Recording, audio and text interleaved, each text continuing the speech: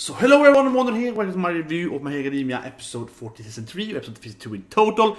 And yes, we're back, new arc, right? We had a break last week, the delay last week, right? And now we're back here with new opening, new ending, and so on, right? So that's pretty sweet. So let's put the opening first. That's pretty cool. Like, of course, we know they're gonna show new characters, so that's awesome. Like, we see the new. I don't want to spoil, but other students, right, they're gonna fight and so on, right? Like, because this is kind of like the next tournament arc in a way, the provisional arc. It's kind of similar, right? You're gonna have to fight different students, and so of course it showed off that, showed off the new potential best girl, right, in the opening. That's really nice. But what I liked the most in the opening was the focus between Deku and Bakugo and All Might, right? So we have them kind of do this chasm thing. It's on the side, and All Might is in the middle, and it's kind of like, Bakugo also wants, of course, inherit and become the successor of All Might's power. That was really good.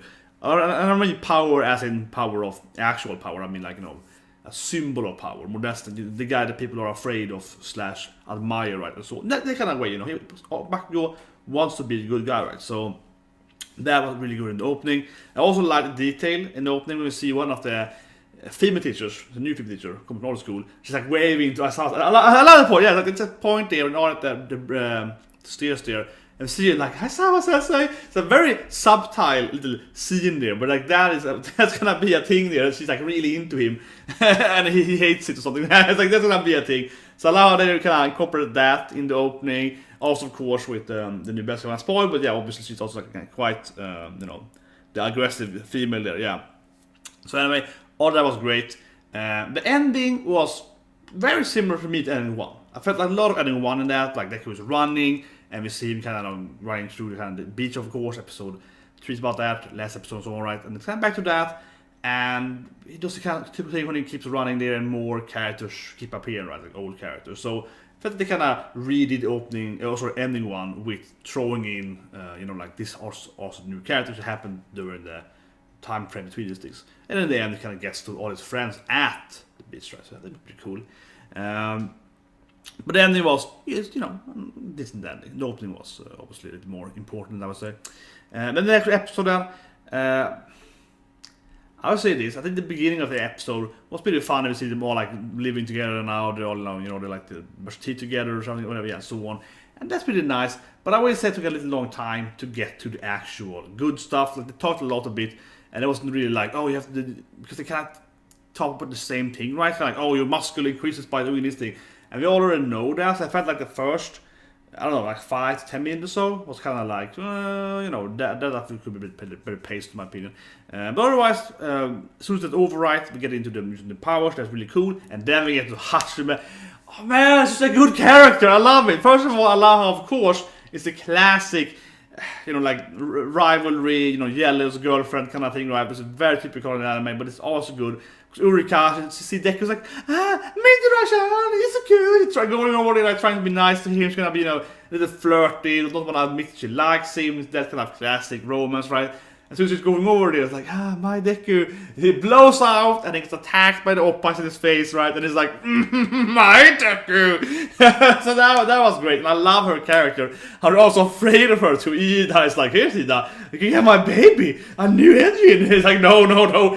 And we keep seeing them all the time, like trying to escape her. I've seen them like, we can escape. You want my baby? Like, I love that. It's super fun, and she keeps being overly touched, right, with Deku. Not enough, of course. I mean, for Urika-chan, I mean, it's obviously like, that's my boyfriend, leave him alone, that kind of sense, right? But for her own standpoint, she obviously thinks that, I want to, build more weapon, right? Yeah, she doesn't care about, romance, or maybe she does, but not how it's presented, at least. She doesn't. But it's very, very in your face. It's very in your face, right? It's literally her. It's like, but we're thinking, and of course, Urika, I don't say she misreads it, but of course, it's like she's getting jealous because she doesn't really, it's a typical thing that she doesn't really want, to tell Deku she loves him, but she's afraid of it, like the classic, insecurity, right? Young teenage girl. And then the other teenage girl is right into his face, and like, yeah. And, of course, she's jealous and annoyed by it. Who wouldn't, right? So it's a very good dynamic there, and they even gave her some not backstory, but even some depth there. When her sensei, the supporter master, said like, she builds a lot, she works out a lot, and he's like, this is all her favorite product, she keeps building, She's super serious. She might be very in your face, very annoying, but she's very, very serious. She loves her work. Blah blah blah. And then she's like, "Here's a bomb!" and it explodes them, and they're like. So I think the comedy was great too, because they're kind of like, yeah, maybe we should respect her. Maybe she's actually, it's like in the future we go to her every day. She's gonna fix her stuff. She's gonna be our, best friend, on the home field, and they keep getting some kind of admiration, respect for her. And then she's like, "Here's a bomb I built." They're like, "What?" Like, the comedy was on point there. Yeah, they're like, "No, maybe we should not like her. Let's get out of here." Yeah, like, god damn it. But anyway, then we come to the big point, right? So Deku, of course, has to learn to fight on his own, right? Which is, of course, the title video. Deku has to learn to find his path, and that is, of course, the United States of Roundhouse, as I call it. No, but like he has to learn to kick, right? Is this wrong to say it? It's more like he has to find his own path, and then he understands that kicking is his own path. I think that's really nice, right? Because Deku has the problem with being too much like All Might. He wants to be All Might, like straight up, right? All Might punches, he punches, and then he understands that maybe kicking is better for my body. Maybe I have longer legs, stronger, leg muscles, whatever. Right? Maybe I just lack, physical strength in my arms compared to All Might and so on.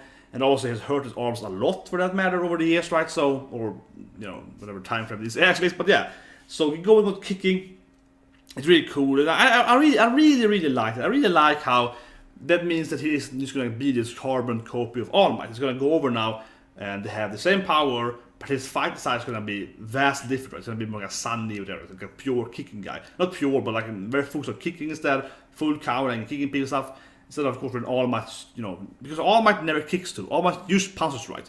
So even, it's like a very binary thing, I guess. It feels kind of binary, it's very simple. But yeah, All Might only punches, and Deku is like pretty much only kicks, right? And that actually makes them quite different in the fighting style, even though they have the same quirk. So I think that has it really, really well. I think it works out. Yeah, I think it works out really well. Because we want to see it in the ending, but I think it's a great idea that you're going with that.